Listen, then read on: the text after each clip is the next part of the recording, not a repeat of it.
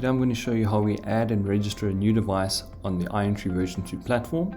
It's important to note that we need access to the client's backup console directly, so we need their username and password for their specific backup console. And we also need access to their direct endpoint. That's where the local installation will take place. Important as well, the installation process will follow the same steps, whether it's an IronTree backup only account or IronTree Protect account. So once we've got access to the client's endpoint, we want to navigate to the internet browser and then log into the platform. Platform can be found over here under loveyourdata.za.irontree.cloud. And then we can log in with the client's username and password.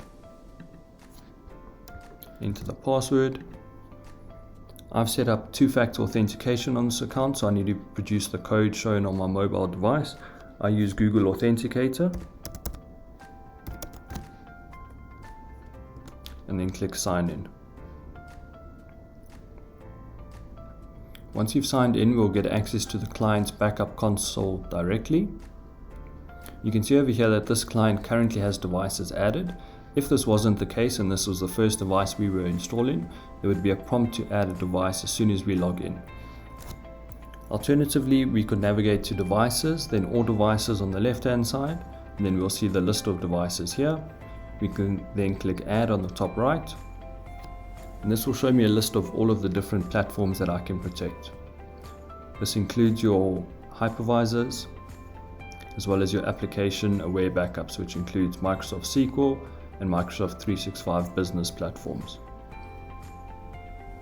For this demo, we're going to protect a Windows server, so I can select Windows Server, which will then begin a download of the installer file. Once that download's complete, I can open it and then click run. It's going to prepare the installation for me. I can then click on install.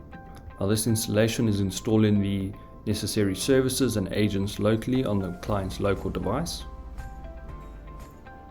Once the download's completed, it's then going to run through the installation process.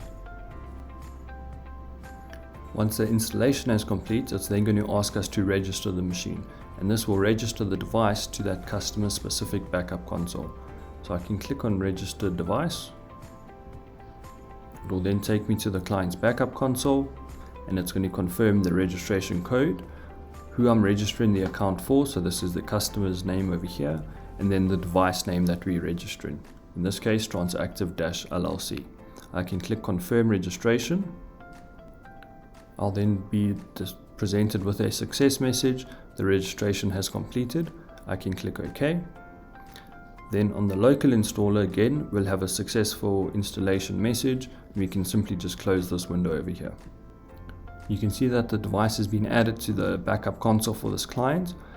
This icon is slightly darker than the others that you can see. This means that this device is online, whereas the devices with a slightly grayed out icon simply means that that device is offline. At this point, we'd have to apply the protection plan.